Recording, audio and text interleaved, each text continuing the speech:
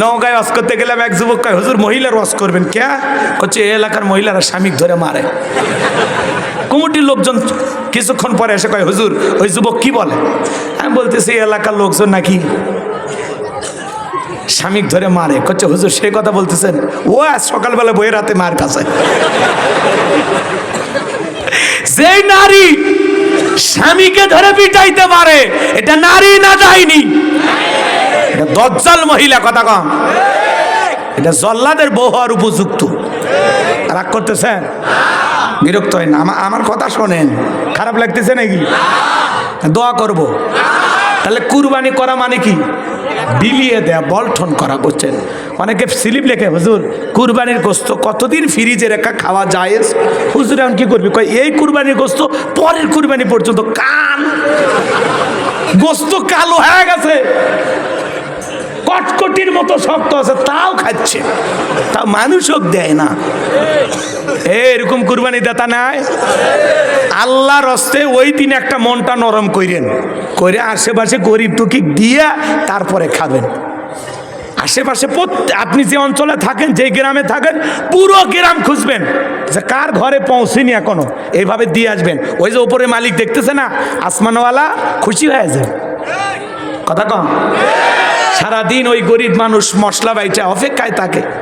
কেউ যখন এক টুকরোও দেয় না, তখন স্বামীকে বলে অমুকের বাপ ওই যে 200-300 টাকা আছে, ওইটা নিয়ে একটা ব্রয়লার কিনে নিয়ে আসেন, বাচ্চাদেরকে গোস্ত না খাওয়াইলে ওরা তো মন খারাপ করবে। কি নির্মম, কি করুন, আপনার চোখে পড়ে না? আপনি 10 লাখ টাকার কুরবানি দিয়ে ফ্রিজ ভরাইতেছেন, তাও বাজার থেকে গরু কিনে সাকিব খান, গরুর নাম বলে সাকিব খান, গরুর নাম রাখছে পরিমণি। তাহলে তোর মহিলা গরু নাকি? হাই রে মুসলমান, গরুর নাম রাখে সাকিব খান, সাকিব খান। এই ছেলেটার ধৈর্য আছে, এই জন্য আপনাকে নামে মামলা করে না। বেটা ছেলের বাপ, কিন্তু বিয়ে করছে দুটাই বেটা ছেলে। কথা কয় না কেন? হ্যাঁ, সাকিব খানের দাম বেড়ে গেছে। এক সিনেমা করতে এখন 3 কোটি টাকা নেয়। এক নিয়ে কেউ সমালোচনা করবি না, কেউ লিখবি না। কোনো হুজুর যদি খালি ওয়াজ করে টাকা নেয়, কচ্ছে হুজুর এত টাকা কে? সাকিব খান নিলে দোষ নাই। কচ্ছে হুজুর ওটা হারামের রাস্তা নেই নে, এ হালালের রাস্তা ওটাতে বেচি দে, 1 বস্তা দে, ওইটাতে মাদ্রাসা করবো, মসজিদ করবো, টাকা খরচ করা জায়গা নাই। কথা হয় না? বেশি করে দে, অর্ধেক টাকা তোর মসজিদে দান করে দেবো, দে বেশি করে দে। রাগ করতেছেন আপনারা? খালি আলেমদের দিলে চুলকে জ্বলে না, আর নায়ক গায়ক শিল্পী এদেরকে দিতে কষ্ট হয় না? হ্যাঁ, কথা কয় না কেন? আলেম ওলামার টাকা হওয়া দরকার। এদেশের হুজুরেরা যত ধনী হবে, তত এই সমাজের গরিব দুঃখী মানুষের অধিকার প্রতিষ্ঠিত হবে। আলেমদের হাতে টাকা গেলে ওরা হিসাব করে যাকাত দেবে, আলেমদের হাতে টাকা গেলে মসজিদ মাদ্রাসা তৈরি হবে। কথা কন। আমার একটা মাদ্রাসা আছে, একটা মসজিদ কবরস্থান বানানোর স্বপ্ন আছে। কথাকে বুঝাইতে পারলাম নাকি? রাগ করছেন আপনারা? তাহলে কুরবানির গরুর নাম যারা এগুলো রাখে, সুলতান, কিং, বাদশাহ, এগুলো নাম কেন? গরু তো গরু, আবার নাম কি? মানে আকর্ষণীয় করার জন্য নাম দেয়। কয় বহু বছর ধরে পালছি, এই গরুর নাম মুক্তছি। আল্লাহ হেদায়েত দান করুক। জোরে বলেন আমিন। গরুর নাম তাহলে ডিপ জল আছে না? আল্লাহ হেদায়েত দান করুক। জোরে কোন আমিন। তাহলে যারা কুরবানি দেবেন, 1 নাম্বার নিয়ত সহি, কুরবানি আল্লাহর জন্য, গোশত খাওয়ার জন্য নয়, সন্তানদের খুশি করার জন্য নয়। কার খুশি? 2 নাম্বার, সুদের টাকা, ঘুষের টাকা, হারাম উপার্জনের টাকা দিয়ে আল্লাহ কুরবানি দিলে হবে না। হালাল উপার্জনের টাকা দিয়ে কুরবানি দিতে হবে। আল্লাহ পবিত্র, তিনি পবিত্র বস্তুকে ভালোবাসেন। সুদ ঘুষের হারাম উপার্জনের টাকা দিয়া কুরবানি দেওয়া যাবে না। 3 নাম্বার, ফাসল্লি লিরাব্বিকা ওয়ানহার, সালাত হবে যেই রবের জন্য, কুরবানি হবে সেই রবের জন্য। আগে নামাজ পড়ো, তারপরে কুরবানি করো। নামাজি হয়ে কুরবানি দেওয়া লাগবে। আপনি ফজরের নামাজ নাই, ঈদের নামাজ নাই, গোসল করে গরু দড়ি ধরে বসে আছেন। কথা কয় না? কোনো বেনামাজির সাথে ভাগে কুরবানি দেবেন না, দেবেন না, দেবেন না। ইনশাআল্লাহ কর। যাকাতের জন্য 1 বছর শর্ত, কুরবানির জন্য কি 1 বছর নামাজ পড়া শর্ত? বেটা চাঁদ উঠলে অন্তত ধর। রোজার ঈদে নামাজ শুরু করছিস, বেটা ছাড়িস না, কুরবানি দিয়েই নাই ছাড়িস না। কথা কেন? এগুলো এমনি বলতেছে বুঝানোর জন্য, আসলে এরকম ইমানদার হওয়া যাবে না। সই পরিষ্কার যে নামাজটা আল্লাহর জন্য, কুরবানি দেওয়ার আশাই নামাজ না, নামাজটা কার জন্য? কিন্তু নামাজি হয়ে আমি কুরবানি দেব ইনশাআল্লাহ। এই শপথ কি নিতে পারবো ইনশাআল্লাহ? যারা কুরবানি দেবেন আজ থেকে নামাজ ধরবেন তো ইনশাআল্লাহ? নামাজি লোকের সাথে দেবেন। খবরদার কোনো বেনামাজির সাথে, সুদ খায়, ঘুষ খায় এমন উপার্জনকারী ব্যক্তির সাথে কুরবানি দেবেন না। প্রয়োজনে একটা ছাগল দেবেন 20,000 25,000 টাকা দিয়া, ওই ছাগলের রক্ত জমিনে পড়ার আগে আরশের মালিক আল্লাহর কাছে কবুল হয়ে যাবে, বলুন সুবহানাল্লাহ। তাহলে ক্লিয়ার। হাউজে কাউসারে পানি পান করতে গেলে কয়টা কাজ? ফাসল্লি লিরাব্বিকা ওয়ানহার, রবির উদ্দেশ্যে সালাত, রবির উদ্দেশ্যে কুরবানি। আল্লাহ করার তৌফিক দান করুন, জোরে বলুন আমিন। 3 নম্বর আয়াত, ইন্না শানিয়াকা হুয়াল আবতার। আল্লাহু আকবার। আমার আল্লাহ ডেকে বলেন, নবী যারা আপনাকে লেসকালানি বংশ বলে আপনি কষ্ট মনের মধ্যে নেবেন না। এই পৃথিবীর জমিনে আপনাকে মহাব্বত করা, আপনাকে ভালোবাসার কোটি কোটি রুহানি সন্তান পাঠাবো, যারা আপনার জন্য জীবন দিতে প্রস্তুত থাকবে। তাম পৃথিবীতে 700 কোটির উপরে মানুষ, এর মধ্যে 200 কোটি মুসলমান। আমরা সবাই নবীজির রুহানি সন্তান। নবীজির অপমানে যদি না কাঁদে তোমার মন, মুসলিম নয় তুমি মুনাফিক, নবীজির দুশমন। আল্লাহু আকবার কর। ভালো করে বোঝেন বাজান গো, আমার মনোযোগ দিয়ে কথাগুলো শুনে যান। ফ্রান্সের জালেমেরা নবীজির কার্টুন প্রদর্শন করলো, নাকে ব্যাখ্যা করে, নাকটা ব্যাখ্যা করে, মুখে কয়েকটা দাড়ি লাগায় বলে ইনি মোহাম্মদ। জোরে খন নাউজুবিল্লাহ। আমার নবী কি দেখতে কার্টুনের মতো? এই পৃথিবীর সবচেয়ে সুন্দর মানুষটির নাম মুহাম্মদ রাসূলুল্লাহ সাল্লাল্লাহু আলাইহি ওয়াসাল্লাম। আল্লাহু আকবার কর।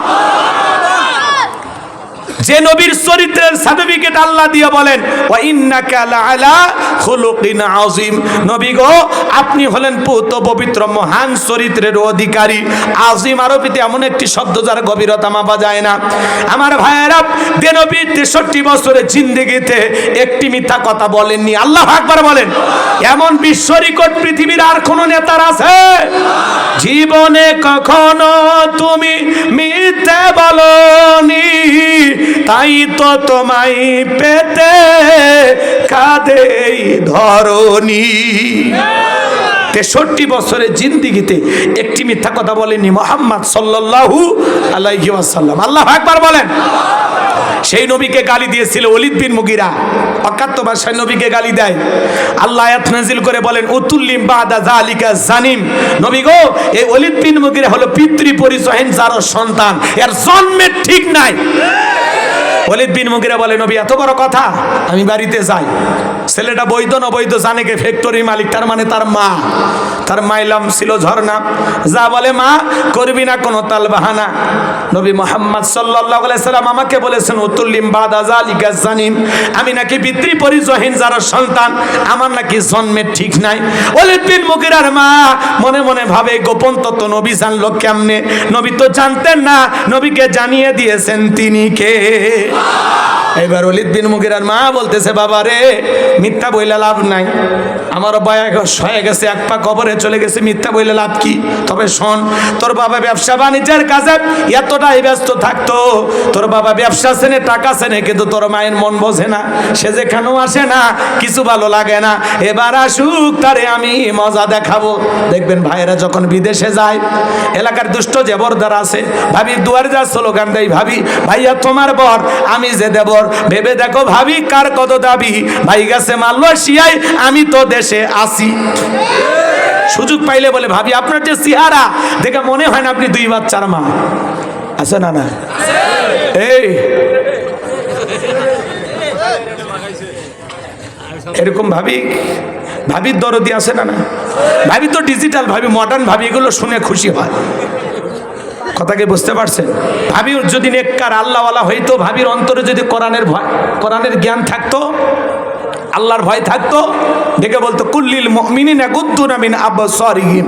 আল্লাহ বলেছেন মুমিন পুরুষের দৃষ্টি থাকবে নিচের দিকে। আমাকে দেখার অধিকার তোর ভাইয়ের আছে, তোর জন্য আমাকে দেখা যায়জ নাই, ঘর থেকে বের হয়ে যায়। কথা বলেন। আজকে ঘরে তো পর্দা নাই। দেবর ভাবিক দেখে, ভাবিক দেবর দেখে, ছোট ভাইয়ের বউক বড় ভাই দেখে, বড় ভাইয়ের বউক ছোট ভাই দেখে, শালিক দুলে ভাই দেখে, দুলে ভাই শালি দেখে। আজকে ঘরে পর্দা নাই, জানালার পর্দা ঠিক আছে, রান্না ঘরে পর্দা আছে, বাথরুমের সামনে পর্দা আছে, খালি নিজের শরীরে মা বোনেরা পর্দা দিতে চায় না। কথা বলেন। কিন্তু মা বোন জানে না এই পর্দা হলো আপনার সিকিউরিটি দেবে, পর্দা আপনাকে নিরাপদে রাখবে, পর্দাশীল নারীর উপরে আল্লাহর রহমত নাজিল হয়। কথা বলে। কিন্তু বোঝেন না, এতই বুঝান হয় তাও কয় হয় কে দেখবে আছে না, এতই বুঝান বউ মানবেনই চায় না। বেকা হাত দিয়ে তৈরি করছে আল্লাহ, বেকাই থেকে গেল, সোজার হলো না। কিন্তু কোন সম্ভ্রান্ত ভদ্র ফ্যামিলির মেয়ে, যেই নারীর ভিতরে লজ্জা আছে, শরম আছে, আল্লাহর ভয় আছে, যে নিজের ইজ্জতের দাম আছে মনে করে, এই নারী কখনো বেপরদায় বাহিরে ঘুরতে পারে। মা বোন যারা শুনতেছেন, মা দুইটা পুরুষ হইতে দূরে থাকবেন, একটা দেবর আর একটা দুলা ভাই। এরা হলো মৃত্যু তুল্য, বিষাক্ত সাপের চাইতে ভয়ঙ্কর।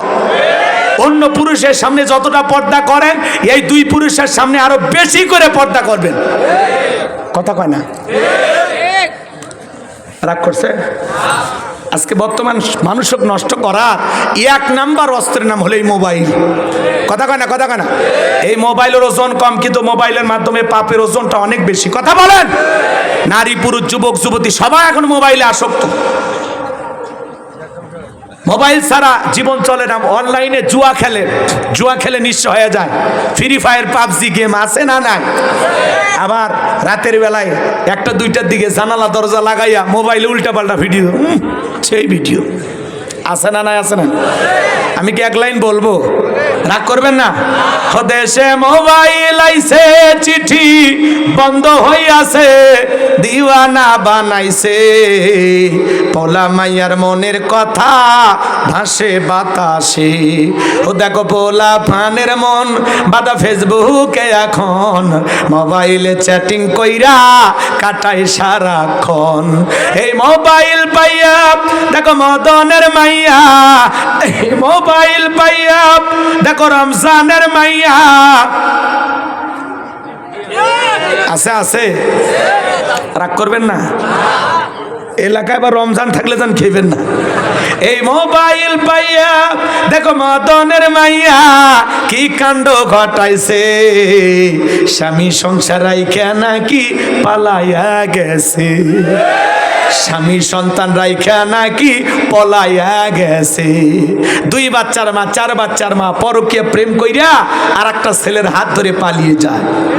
যে নারী স্বামী রেখে সন্তান রেখে আর একটা পর পুরুষের হাত ধরে পালিয়ে যায়, ওটা নারী জাতির কলঙ্ক, কলঙ্ক, কলঙ্ক।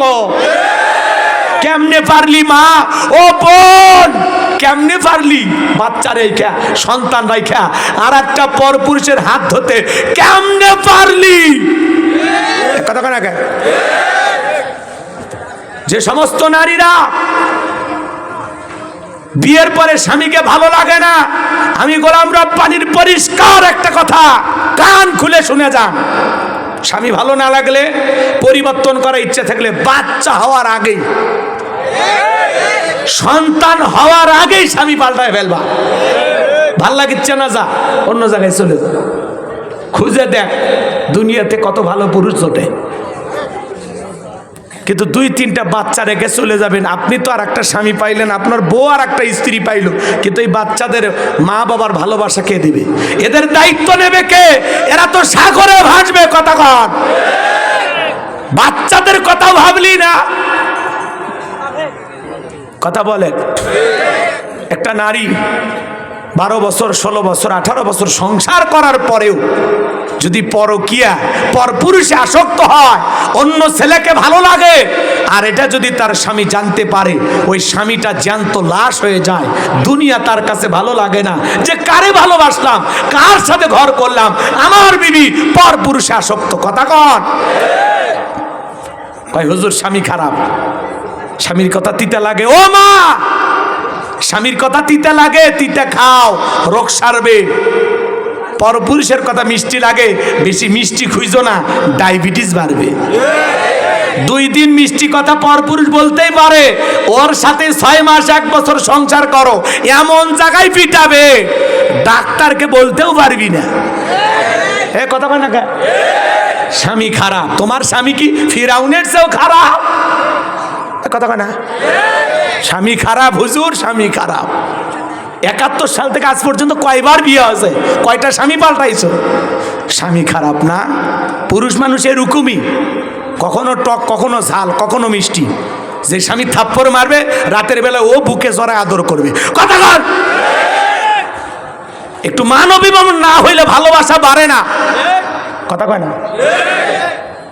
পাগলি, একটা স্বামীরে কন্ট্রোল করতে পারো না, একটা স্বামীকে ভালোবাসা দিয়ে কাছে ধরে রাখতে পারো না, তুমি কিসের নারী? কথা কয় না। নিজের স্বামীর জন্য ভালোবাসা দেখায় না, সাজে না, পরপুরুষের সামনে সাইজে কি সুন্দর ঢলাঢলি। নিজের স্বামীর সামনে মিষ্টি কথা বের হয় না, পরপুরুষ দেখলে কি মায়াবী সুর। ভাই আপনাকে চেনা চেনা লাগতেছে, কোথায় বাড়ি? আসেন 1 কাপ চা দিয়ে খেয়ে যান। কি ডাক, কি সুর। আর স্বামীর সামনে অমুকের মা না গামছাটা দিয়ে যাও ওয়াশরুমে। গামছা দেওয়া লাগবে কে? নিয়ে যাবার পারো না, লুলা হইছো, আমারে চাকরানি নিয়ে আসছো না, তোমার গামছাকে দেওয়া লাগবে, লুঙ্গি আগে দেওয়া লাগবে, জুতে আগে দেওয়া লাগবে। বাপ রে বাপ, মানে দাসী বান্দি পাশে। স্বামী কয় গামছা চাওয়ার চাইতে না সবাই ভালো ছিল। স্বামীর সামনে ঝাড়ি মেরে কথা কয়, আর পরপুরুষ দেখলে মিষ্টি সুর, করুণ সুর। ঝাড়ি মারা লাগবে ওই জায়গায়, আর ঝাড়ি মারা লাগে স্বামীর কাছে। ওই স্ত্রী সবচাইতে উত্তম।